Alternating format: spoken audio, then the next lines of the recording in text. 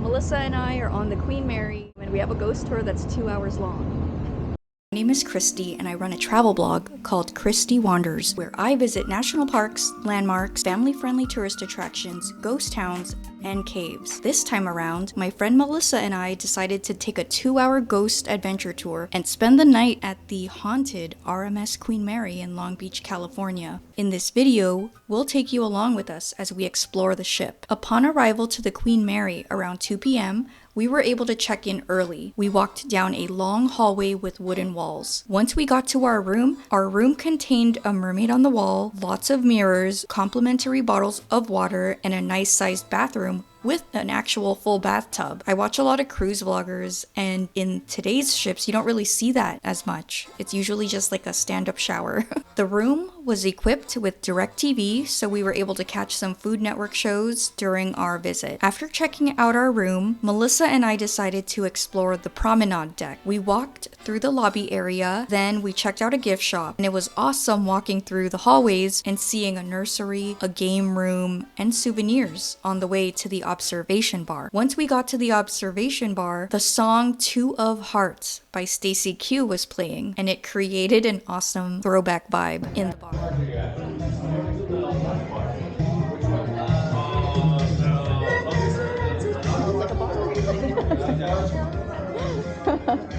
The decor reminded me of the 40s and the 50s with Art Deco floors and architecture. We were invited to the bar area to get our complimentary champagne.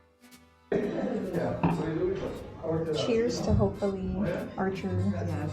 Melissa also runs her own blog called Have Pupper Will Travel, so check it out if you want dog-friendly vacation locations and activities. We enjoyed our champagne glasses and had dinner reservations at 5:45 p.m. at the Chelsea Chowder House. Upon arriving there, I loved how bright it was inside, and again, the decor took us back in time. It felt elegant and old school. For drinks, I ordered the Sail Away cocktail, and it had tequila, which was super strong, but it was so good. Melissa had a fancy version of an old-fashioned, and it had a hint of vanilla in it. For dinner, I ordered the 10-ounce filet mignon, which came with a side of puree and potatoes, and Melissa got the scallops and risotto. After dinner, we had some time to kill before our 8 p.m. ghost ship walk tour. We explored the ship some more, enjoying sunset views, and then we made our way and saw the crew cabins. Those were super fancy and behind glass, almost like an exhibit at a museum. Then we went to the outside of the ship, and then we spotted an old school lifeboat. That reminded me of the Titanic, honestly. It looked exactly the same. After that, we made our way back to our room before our ghost tour. It finally becomes 8 p.m. So we make our way towards the meeting area for the ghost tour. We were told we can take photos on the ghost tour, but videos were prohibited, so I was kind of bummed about that. I wanted to record all of the iconic places that I've always heard about that were haunted. All we ask is that you refrain from videotaping. No video. During the ghost tour, we learned about a woman in a blue dress with blonde hair who sometimes shows herself in the elevator reflection. We didn't see her, but Melissa caught something, and it looked like a person wearing a jacket standing next to me. This freaked us out. There wasn't anything to make that reflection when we went back to the location. We thought it was a plant, but there was nothing there. We were also taken to room B340, where unexplained deaths have happened. The room has had multiple shadowy ghost sightings. People have also reported unexplained knocking, footsteps, and even voices. There have been reported objects moving on their own, lights turning on and off, bed sheets being pulled off of the bed, and these incidents have even caused Queen Mary employees to turn in their resignation. I probably would too, that's scary. We went down to the engine room where an 18-year-old guy got crushed by a door and he still haunts the engine room. We were taken there, but I didn't feel any weird vibes. We also saw the piano that plays by itself at all hours of the night.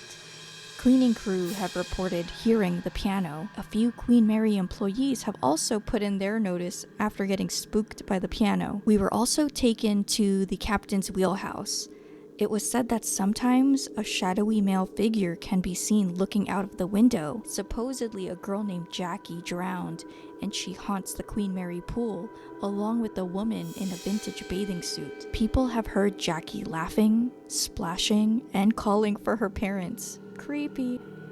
The Queen Mary used to be an active vessel in the 1930s, and it won awards for being the fastest ship. It also served to transport Army veterans, and it's also known to have many spirits on board since people have fallen down the stairs, there have been accidents on the ship, and multiple people were dying.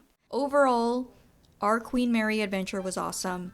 I got the room for free using my Amex Platinum points.